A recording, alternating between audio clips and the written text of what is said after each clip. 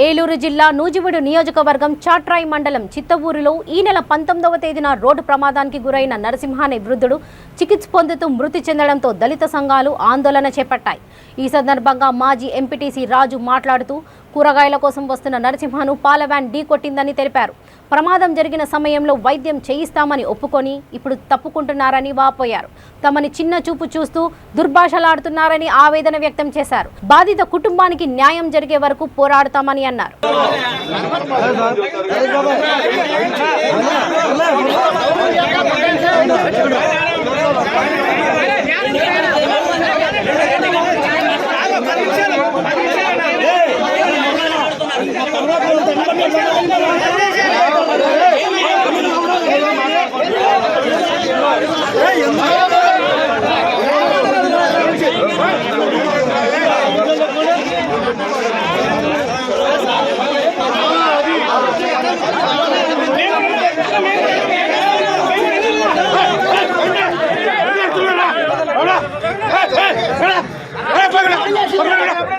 లా చదువుకుని ఉన్నాను జనార్దనం మాల్పల్లి గురించి ఒక బేడ తీసుకురామైనా వాళ్ళని తాగాను చికా చేసి మాట్లాడిన వాళ్ళ అట్కాదండి. ఆ మాట్లాడేందుకండి మేము డబ్బులు అడిగాము ఆయన్ని వచ్చి మాట్లాడలేదు మీ ఇదంటే అని చెప్పాము.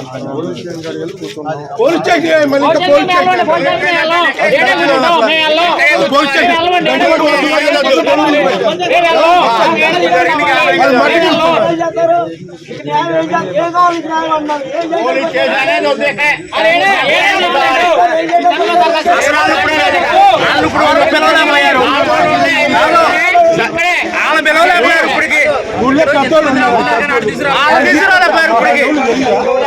టూర్లో మాకు ఇంతమంది వాళ్ళ మాట ఆ మాట డబ్బులు అడిగితే వాళ్ళు ఇచ్చేస్తారు అనుకోకూడదు.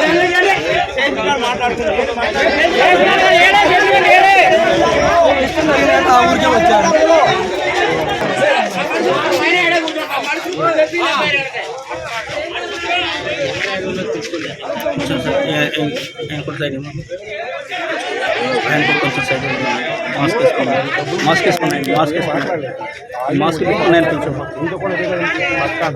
పెద్దలు కూడా ఉన్నారు, వాళ్ళు వచ్చి మాట్లాడుతున్నారు. మీరు మాట్లాడుకోవాలి వేరే ఆయన దగ్గర నేను మాలా మాది కూడా కలవడి డబ్బులు జరగటం వరకు నన్ను పదా పోటీ చేస్తుంటారని చెప్పి ఫోన్ లేకపోవడం సర్పంచ్ గారు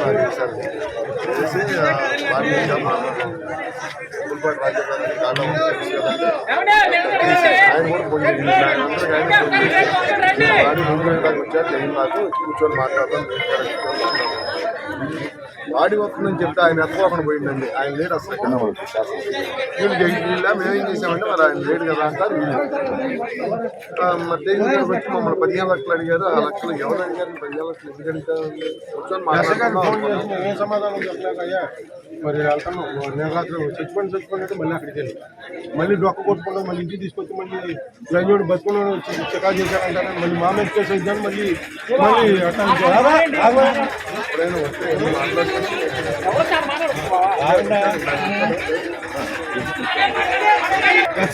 రెండు మాట్లాడాలి. మేమేమన్నా డబ్బులు అడిగి మీరు డబ్బులు కట్టండి, మాకు డబ్బులు ఎంత ఇవ్వాలని ఎప్పుడన్నా ఆయన అడగటం కానీ ఆయన పెద్దలు కూడా ఉన్నారు. ఉమ్మలపాటి రాజా గారు ఆయన పిలిపిస్తాం. ఆయన అడిగాం. ఆయన మీరు కూడా మాట్లాడారు. మీరు మాట్లాడినప్పుడు ఏమన్నారు? ఆయన రాజోడు డబ్బులు ఏమడిగారు సీఏ గారు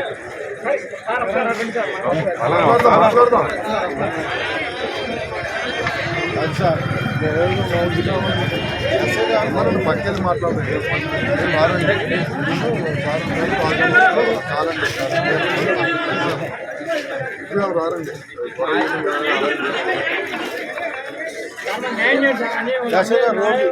రాజు ఏం జరుగుతుంది, ఏమో ఇదైంది అని ఆయన అడుగుతున్నా. మేము ఏం చెప్పాలో తెలియదు. ఆయన మేము వెళ్ళినప్పుడు ఇంకా అక్కడ ఉన్నోళ్ళే చచ్చిపోయింది అన్నారు. మేము అక్కడికి వెళ్ళగానే అంటుంటాం ఇంకా మళ్ళీ ఇద్దరు మళ్ళీ మన ఎక్కడి నుంచి ఏం తీసుకెళ్తే ఇది చేసాము. మీకు కూడా చెప్పాను కదా రేపు నుంచి కూడా వెళ్దామండి.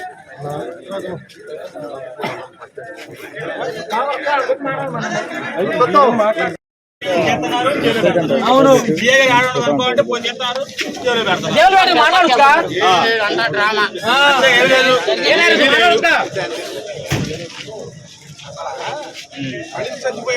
మనిషి చచ్చిపోయాడు ఉంటే సమాధానం చెప్పలేకుండా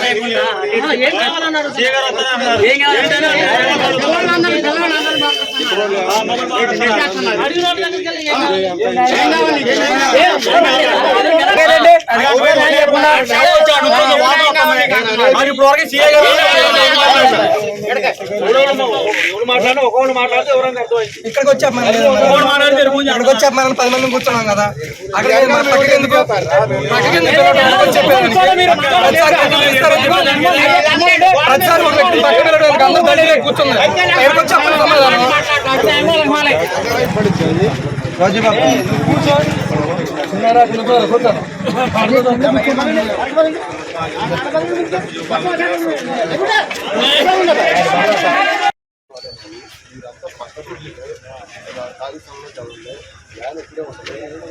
మాట్లాడాక సరే అప్పుడు దాకా వ్యాన్ కూడా తిను అలా వచ్చినాం